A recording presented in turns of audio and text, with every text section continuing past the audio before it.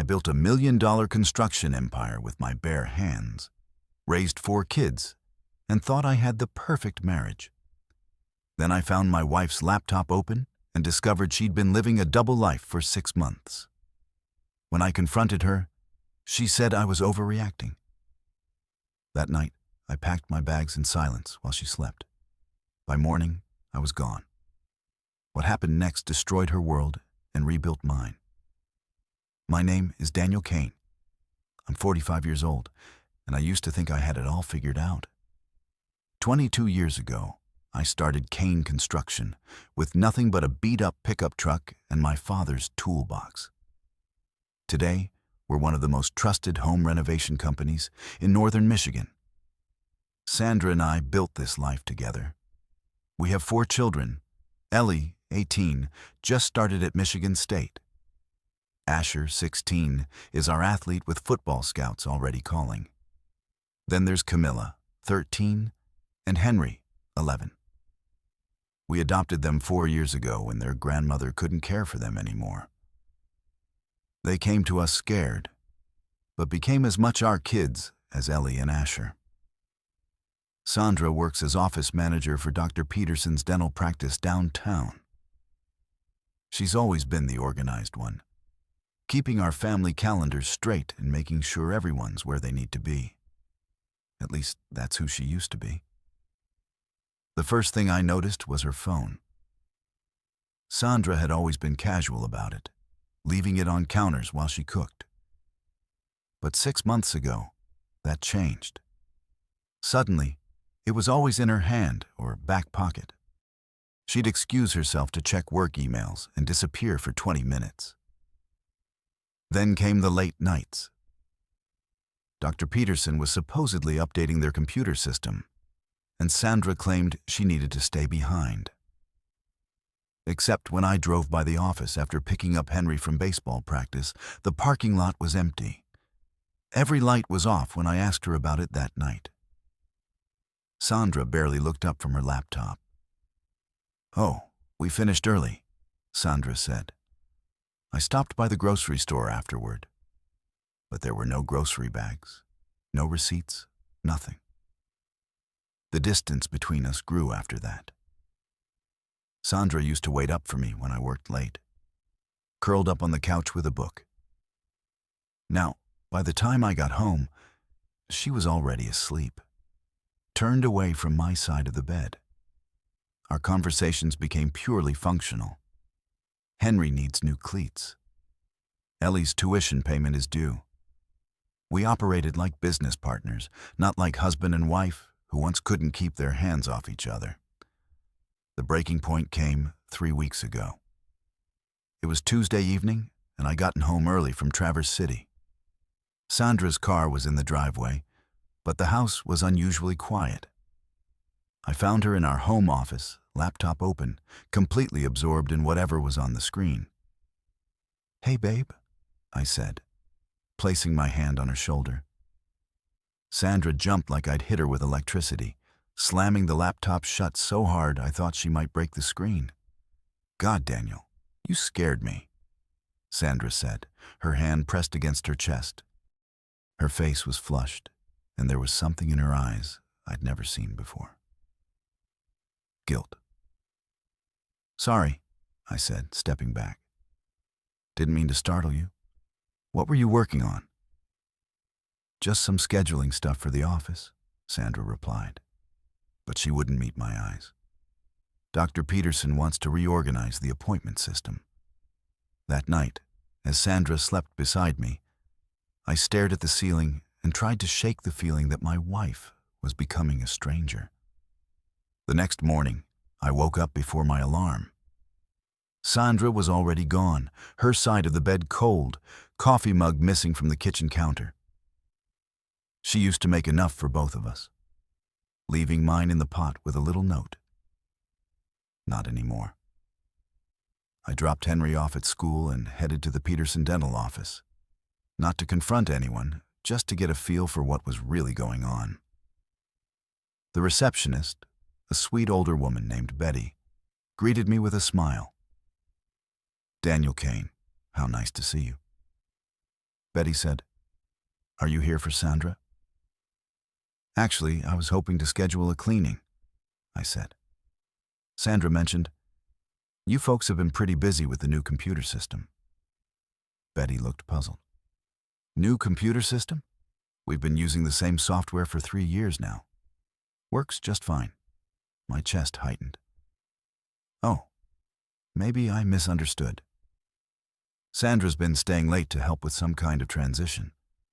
Sandra usually leaves right at 5, Betty replied. Dr. Peterson likes us to keep regular hours. The only person who stays late is our hygienist, Monica, and that's just on Thursdays for emergency cleanings.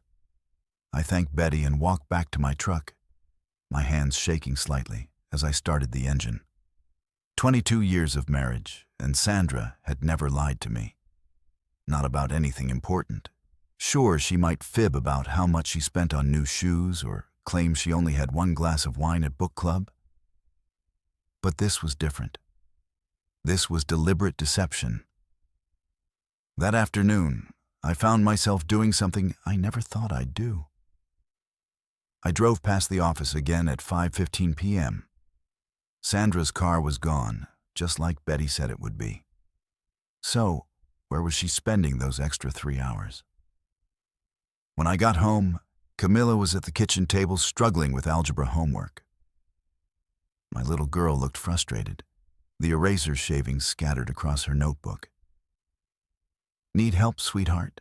I asked, sitting beside her. I don't get any of this, Camilla said, pushing the book away. Mom usually helps me, but she's been so busy lately. Busy with what? I asked. Try to keep my voice neutral. Camilla shrugged. Work stuff, I guess.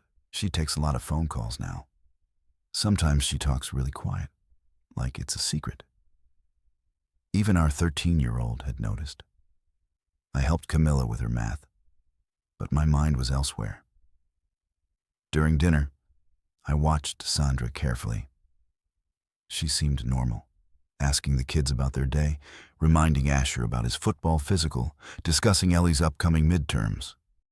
But when her phone buzzed, she glanced at it quickly and then flipped it face down without reading the message. Aren't you going to check that? I asked. It's probably just Dr. Peterson, Sandra said. I'll look at it later. After the kids went to bed, I tried a different approach. Sandra, is everything okay between us? I asked as we got ready for bed. She paused while brushing her teeth.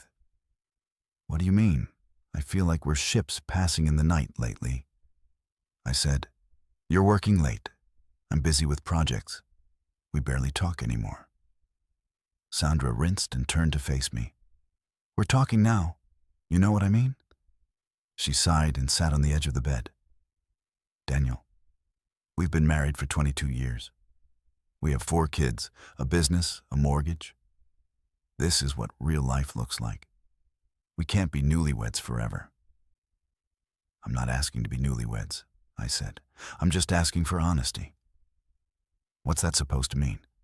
Sandra asked, her voice sharp. Nothing, I said, backing down. Forget I said anything, but I couldn't forget. And I had a feeling things were about to get much worse. I needed concrete proof. Saturday morning, Sandra announced she was going grocery shopping, something that usually took her about an hour. Keep an eye on Henry while I'm gone, Sandra called out. He's supposed to be cleaning his room, but you know how that goes. Sure thing, I reply, my heart pounding.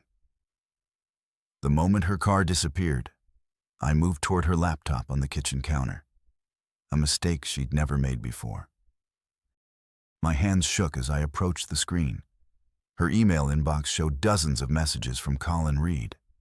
Subject lines made my blood run cold. Missing you already. Can't wait for tonight.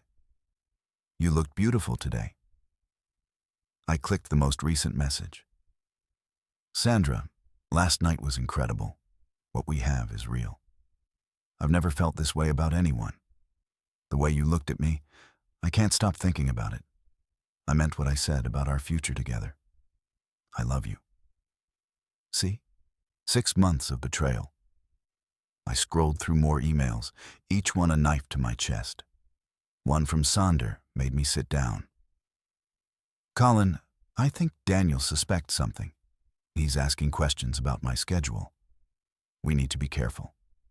Maybe we should take a break until things calm down. Colin's response. I'm not giving you up. We'll figure this out. You deserve to be happy. You deserve someone who appreciates you. A car door slammed. I closed the laptop as Sandra walked in with grocery bags, humming like she hadn't a care in the world. How was shopping? I asked, voice surprisingly steady. Fine, Sandra replied without looking at me. They were out of Henry's cereal. He'll probably complain. I watched her put away groceries. This woman I'd loved for 22 years. Mother of my children, and felt like I was staring at a stranger. That evening, after the kids were in bed, I couldn't wait any longer. Sandra, we need to talk about Colin Reed. Her face went white. She stared at me in shock, mind racing to calculate how much I knew. I don't know what you're talking about, Sandra said, but her voice lacked conviction. Don't lie anymore, I said firmly. I've seen the emails, the hotel visits, everything. Her facade crumbled. She buried her face in her hands, crying. It's not what you think, Sandra sobbed. It just happened. I never planned this. How long? 6 months, she whispered. 6 months of lies. When were you going to tell me? Sandra looked up with red eyes. You're overreacting, Daniel. It doesn't mean anything. I felt so alone. You're always working. Colin makes me feel alive again. I'm overreacting. I stared in disbelief. Yes, Sanders said, standing straighter. You're making this bigger than it is. This doesn't have to destroy our family. Even caught red-handed. She was minimizing her betrayal, making me the villain. That night, while Sandra slept peacefully, I made my decision. At 4:30 a.m., I quietly packed 2 duffel bags with clothes and documents. I left a note staying at Vernon's. Kids can reach me on my cell. By morning, I was gone. Vernon's guest room smelled like coffee and sawdust. My brother made breakfast, pretending this was normal. You did the right thing, Vernon said, setting coffee before me. Dad always said a man knows when to walk away. My phone buzzed constantly. First denial from Sandra. This is ridiculous. Come home. Then anger. You're abandoning your family. Finally, bargaining. I'll end it with Colin. We can get counseling. Too late. At noon, Ellie called. Dad, where are you? Mom's crying. Henry's confused. Camilo won't leave her room. My heart broke. I'm an Uncle Vernon's sweetheart. Mom and I have problems, but this isn't about you kids. Are you getting divorced? I don't know yet, but we both love you more than anything. I called our lawyer, Patricia Walsh, with 4 children, 2 adopted. We need to proceed carefully, Patricia said. Adoption laws can be complex in custody situations. Losing Camilla and Henry terrified me. What about the business? Since Sandra handles finances, she'll claim significant entitlement. We'll audit everything. That evening, Vernon convinced me to call Sandra. We need to discuss the kids. I said, Daniel, please come home. Sandra begged. This is tearing our family apart. The kids needed honesty from their mother. They didn't get it. I made a mistake. People make mistakes. I didn't walk out on my family, I said firmly. I walked away from a lie. Sandra hung up, but I felt clarity for the first time in months. 3 days into my stay at Vernon's, I realized I needed more than just emotional distance from Sandra. I needed hard evidence for what was coming next. Patricia Walsh had been clear. Custody battles involving adopted children could get messy, and I needed every advantage possible. "You planning to fight this thing properly?" Vernon asked over morning coffee. "Because if you are, you better get serious about documentation." He was right. I called a private investigator, Mike Torres, who specialized in marital cases. We met that afternoon at a diner outside town. "Daniel, I've been doing this for 15 years, Mike said, sliding a contract across the table. "Your wife's been sloppy. Hotel receipts, restaurant charges, credit card trails. If they've been meeting regularly, there's evidence." "What about the business finances?" I asked. "She handles all our accounts." "That's where things get interesting," Mike replied. "If she's been using marital assets to fund this affair, that's financial misconduct. Courts don't look kindly on that, especially in custody cases." I signed a contract and handed him a retainer check. 2 days later, Mike called with preliminary findings. "Your wife's been busy," he said. "Hotel charges twice a week for 3 months. Always the same place, the Marriott downtown. Credit card shows expensive dinners, jewelry purchases at Tiffany's. None of this matches her dental office salary." My stomach dropped. She's been buying him gifts. Looks that way. There's more. She opened a separate bank account last month. Been transferring money from your business accounts regularly. That evening, Asher called. My 16-year-old son rarely showed emotion, but his voice was tight with anger. "Dad, I found something." Asher said, "Mom's been lying to all of us. I heard her on the phone with someone named Colin. She told him you were just being dramatic and that everything would blow over soon." "Son, I appreciate you telling me, but don't." "No, Dad," Asher interrupted. "She's wrong. You're not being dramatic. She's the one who messed up our family." After hanging up, I sat in Vernon's living room, feeling both vindicated and heartbroken. Even my teenage son could see what Sandra refused to acknowledge, that her actions had consequences beyond her own selfish desires. The next morning, Patricia called with updates on legal strategy. "Daniel, the evidence Mike's gathering is solid. Sandra's financial misconduct gives us leverage, especially regarding the children's college funds. She's been accessing college funds."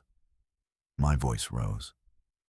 "She's been stealing from our kids' education money." "It appears so. We're talking about nearly $40,000 over 6 months. That's going to play very poorly in family court." I realized then that Sandra's betrayal went deeper than just adultery. She'd been systematically dismantling our family's financial security to fund her affair. The woman I trusted with our children's futures had been gambling it all away for stolen moments with a younger man. That night, I made a decision. This wasn't just about my wounded pride anymore. This was about protecting my children from a mother who'd proven she'd sacrificed their well-being for her own selfish desires. The hardest part of this nightmare wasn't Sandra's betrayal. It was watching our children suffer for her choices. A week after leaving, I drove to the house to pick up Camilla and Henry for their soccer games. Sandra had agreed to the visit, probably hoping it would make her look cooperative to any potential court proceedings. Henry ran to me the moment I pulled into the driveway, his 11-year-old face lighting up with relief. "Dad, are you coming home now?" he asked, wrapping his arms around my waist. "Not yet, buddy. I sent my heart breaking. But I'm here for your game today." Camilla emerged more slowly, her 13-year-old eyes holding a maturity that shouldn't exist at her age. She'd been through enough trauma before we adopted her, and now she was living through family destruction again. "Is this because of Mom's friend?" Camilla asked quietly as we drove to the soccer field. I gripped the steering wheel tighter. What do you mean, sweetheart? The man who calls her all the time. Henry and I aren't stupid, Dad. We know something's wrong. At the soccer field, I sat in the bleachers, feeling like every other parent was staring at me. The man whose wife was having an affair. But watching Henry score 2 goals and seeing Camilla's team win their match reminded me what really mattered. These kids needed stability, and Sandra had shattered that. After the games, I took them for ice cream. Henry chattered about school and friends, trying to maintain normally, but Camilla was quiet, picking at her sundae. Dad, are you and Mom getting divorced? She finally asked. I don't know yet, I answered honestly. But I need you to understand something important. Whatever happens between your mom and me, you and Henry are my children forever. The adoption papers don't change that, and nobody can take that away from us. Camilla's eyes filled with tears. Promise. I promise. When I dropped them back at the house, Sandra was waiting on the porch. She looked tired, older somehow, like the weight of her lies was finally catching up to her. How were the games? Sandra asked, her voice carefully neutral. Henry scored twice. Camilla's team won. I replied, not getting out of the truck. Daniel, we need to talk about the kids. They're confused, asking questions I don't know how to answer. Maybe you should have thought about that before you started lying to them for 6 months, I said. Sandra's face flushed. You're poisoning them against me. I haven't said a word against you to those kids, I replied firmly. But I won't lie to them either. They're smart enough to figure out that something's wrong when their mother destroys their family. I didn't destroy anything. Sanders snapped. You're the one who left. I left a lie. I said, you destroyed the truth. As I drove away, I saw Henry and Camilla watching from their bedroom windows. 2 kids who'd already lost one family now watching their second family fall apart because their adoptive mother couldn't stay faithful to the man who'd given them a home. That night, Vernon found me on his back porch staring at the stars. You know what the hardest part is? I said without looking at him. What's that? Those kids have been abandoned before. Camilla and Henry know what it feels like to have adults give up on them. And now Sandra is showing them it can happen again. Vernon sat down beside me. But you're not giving up on them. No, I said firmly. I'll fight for those kids until my last breath. Sandra made her choice, but she doesn't get to take my children away from me. 2 weeks after leaving home, I decided it was time to meet the man who helped destroy my family.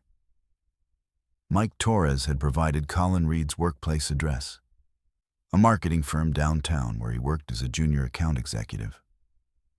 29 years old, unmarried, living in a trendy apartment. His salary couldn't possibly afford. I waited in the parking garage of his office building until 5:30 p.m.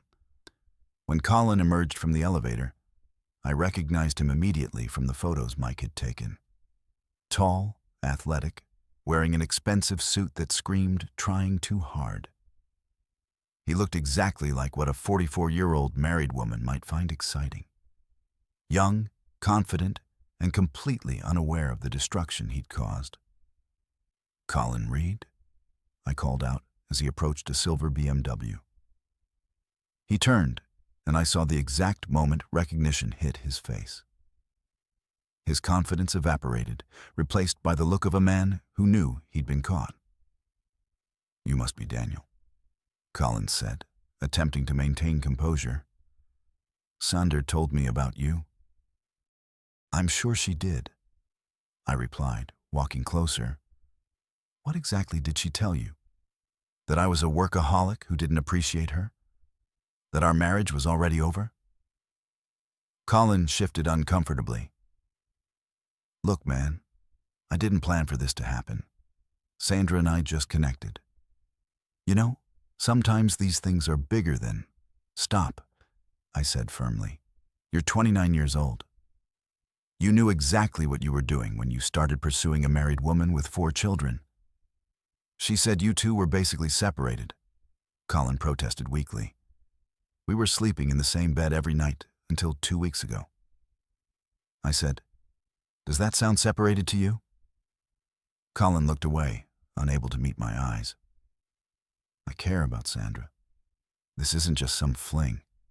You care about her so much that you helped her steal from her children's college funds.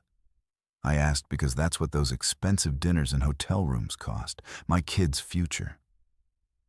His face went pale. I didn't know about any of that. Now you do, I said. So, here's what's going to happen. You're going to end this relationship immediately. You're going to stop taking her calls, stop meeting her, and disappear from her life completely. You can't tell me what to do, Colin said. But his voice lacked conviction. Actually, I can, I replied calmly. Because if you don't, I'm going to make sure your employer knows about your relationship with a married client. I'm going to make sure your parents know what kind of man they raised. And I'm going to make sure every mutual friend Sandra has knows exactly how their affair started and what it's cost my children. Colin stared at me for a long moment. Sandra said you were reasonable, that you'd understand eventually. Sandra says a lot of things. I said most of them are lies, but here's the truth. You helped destroy a family. For kids are crying themselves to sleep because their mother chose you over them. That's your legacy, Colin. That's what you should be proud of. I had to walk away, then stopped. Oh, and Colin, if you really care about Sandra, you'd want her to fix a relationship with her children instead of running away with someone young enough to be your son. Driving back to Vernon's, I felt something I hadn't experienced in weeks.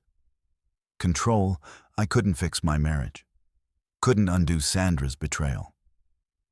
But I could make sure the other man understood the real cost of his actions.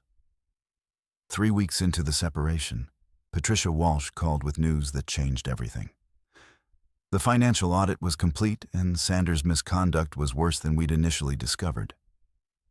Daniel, she's been systematically draining your accounts for 8 months, not 6, Patricia said during our meeting. We're talking about nearly $70,000 in marital assets used to fund this affair. $70,000. I felt sick. That's more than Ellie's entire college fund. It gets worse. She's also been forging your signature on business loan applications. There are 3 separate loans totaling $45,000 that you supposedly co-signed but never saw. I stood up and walked to Patricia's office window, trying to process the magnitude of Sandra's betrayal. She's been stealing from me for months. The good news is, this gives us tremendous leverage in custody proceedings. Patricia continued, no judge will award primary custody to someone who's been embezzling from their children's education funds. What about the business? Kane Construction remains yours. Sandra has no legal claim to it since it was established before your marriage, and she's never been an official partner. However, she might try to claim spousal support based on her contributions over the years. That afternoon, I met with my accountant, James Murphy, to assess the financial damage. We spent 3 hours going through bank statements, credit card records, and business accounts. Daniel, I have to ask, how did you not notice these withdrawals? James said, spreading documents across his desk. Sandra handled all our personal finances. I admitted I focused on the business side. She managed household accounts. I trusted her completely. That trust cost you dearly. Look at this pattern.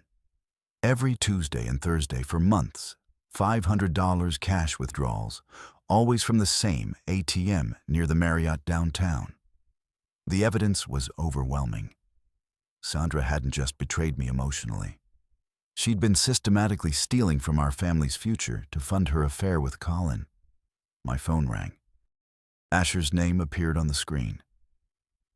"Dad, you need to know something," Asher said urgently. "Mom's been talking to a lawyer. I heard her on the phone saying she's going to fight for the house and half the business." "What else did you hear?" "She told the lawyer that you abandoned the family and that she's been supporting the household financially while you focused only on work." "Dad, that's not true, is it?" "No, son, it's not true. Your mother has been stealing money from our accounts to spend on her boyfriend. I have proof." "This is so messed up," Asher said, his voice breaking. "Why would you do this to us?" "I don't know, Asher, but I promise you this. I'm going to fight to protect you kids and make sure you can still go to college." That evening, Vernon found me in his garage aggressively working on an old engine he'd been restoring. "You're going to strip those bolts if you keep going like that." Vernon said, "She's been stealing from my kids." "Vernon," I said, not looking up from the engine for months. "While I was working 16-hour days to build a future for our family, she was stealing that future to buy gifts for her boyfriend." "What's your lawyer say?" "That we'll win. But winning doesn't give me back the money she stole, doesn't give me back the trust, doesn't give my kids back their intact family." Vernon sat down on a workbench. "You know what Dad would say?" "What?" "That sometimes you have to tear something down completely before you can build it back up stronger. Maybe that's what's happening here." I looked at my brother, this man who'd stood by me through everything. "I'm scared, Vernon. Scared of losing my kids, scared of starting over at 45, scared that I'll never trust anyone again."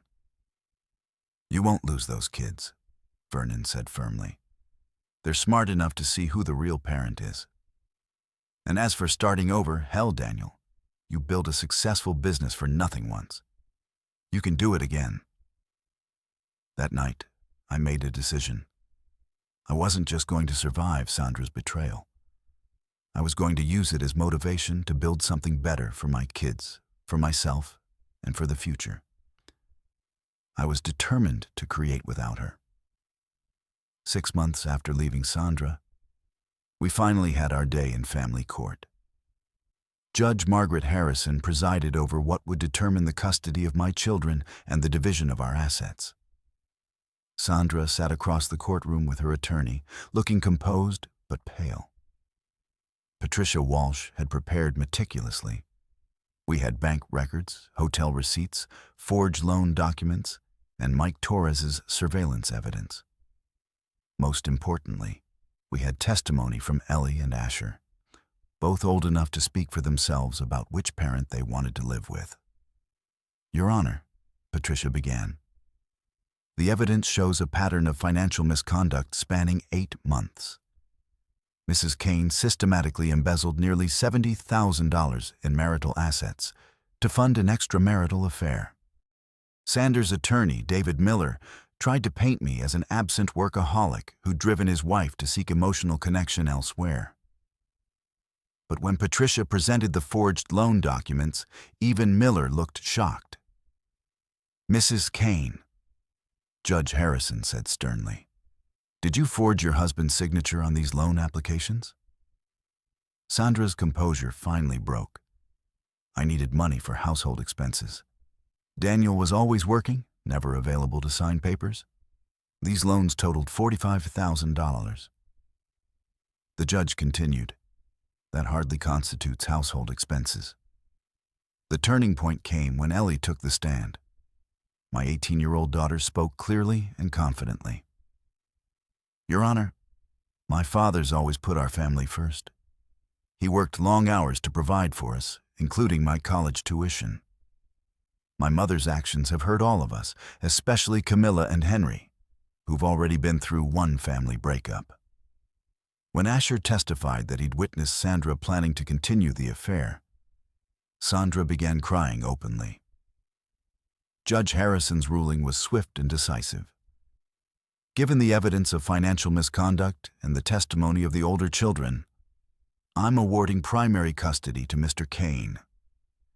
Mrs. Kane will have supervised visitation until she completes financial counseling and therapy. Regarding assets, Sandra would receive minimal spousal support and no claim to Kane Construction. The stolen money would be repaid through her share of the house sale.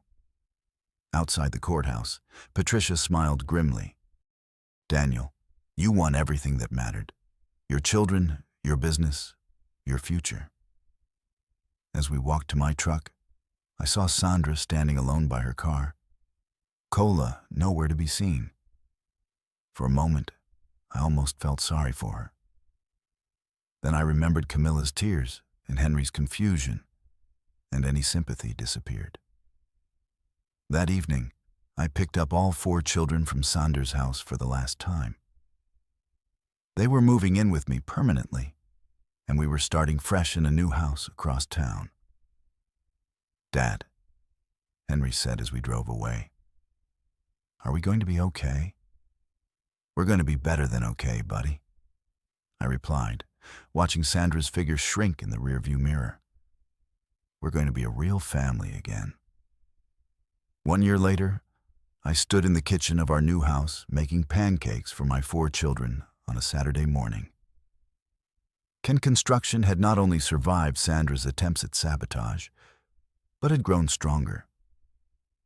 Word had spread about my integrity during the divorce proceedings, and several new clients had specifically sought us out. Ellie was thriving at Michigan State, calling weekly to check on her siblings. Asher had received a full football scholarship to Central Michigan.